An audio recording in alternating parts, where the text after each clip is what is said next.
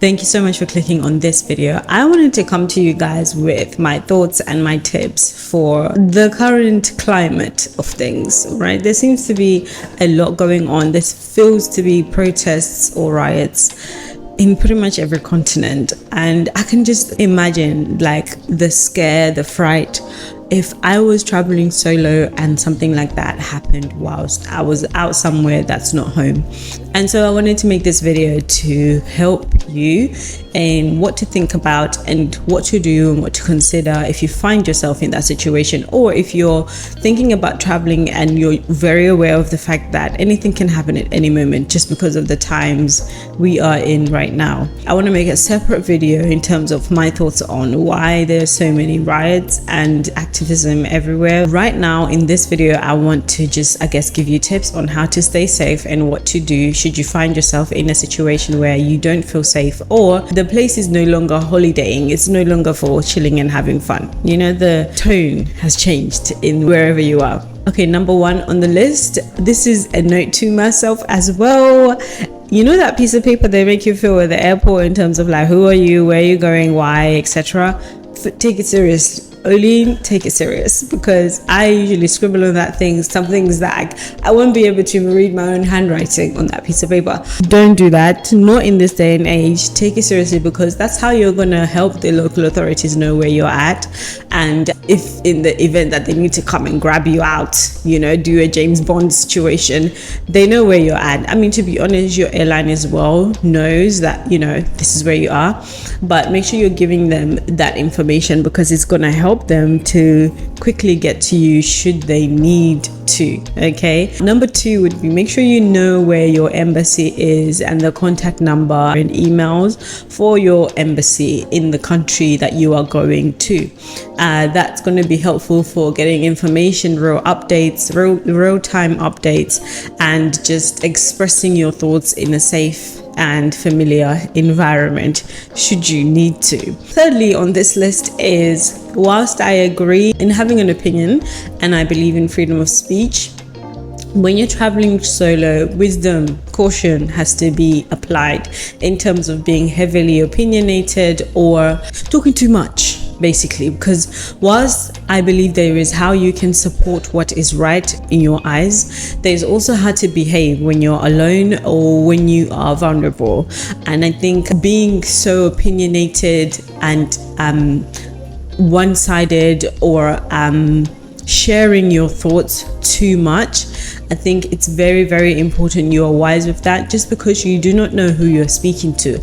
And especially where you're traveling to a different country with perhaps a very rich culture, you don't know how you will be perceived and how you will be received. Even though you can say one thing, it can be interpreted in a very different way based on tone, based on language barriers, based on just who you are. By the time you speak, or even before you speak, whatever you say, they can't hear you because they're looking at you thinking you don't understand. So most times it's better to find other ways to deliver the same information, but not whilst you're in a vulnerable state. For example, alone in a country that's not home, surrounded by people that perhaps don't know you or don't understand where you might be coming from, or don't want to understand where you're coming from or who you are.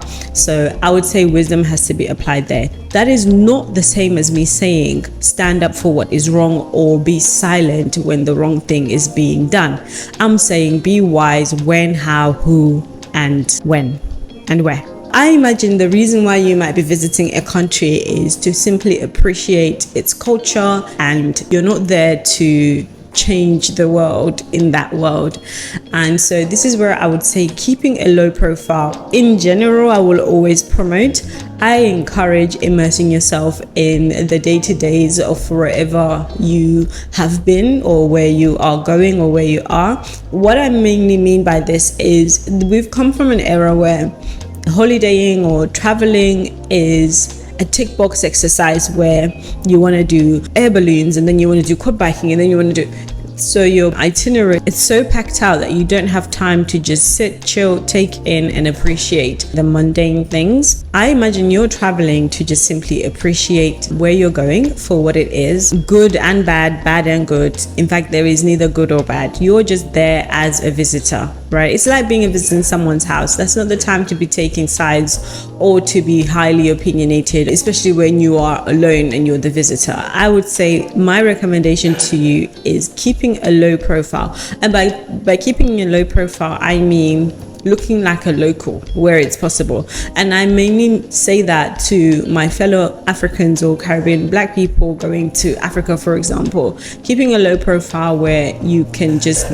be as anyone else, as an ordinary average person, in terms of not looking like you do not belong or you do not understand, because you never know why this moment in time has caused an eruption in people's point of views. That's to do with outlook, that's to do with vocal, what you say, what you do, and where you go as well. Again, this being for safety as a priority. The last thing on my list is when you travel, especially in such a time as this, make sure people know where you are, the right people, the ones that won't come and kidnap you. They know where you are, who you're with, if anyone, okay? There's so much technology available for sharing your location and all those kind of things. Make sure you're thinking about utilizing them or how you would utilize them should you need to, just because you never know, you might. I mean, I joked in my last video that you don't want to need that, but it can happen. You want to make sure you're prepared. You want to make sure you have a plan to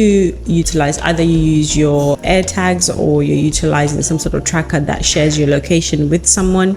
Like, these are things that you probably want to think about just as precautionary measures to be put in place if you need them.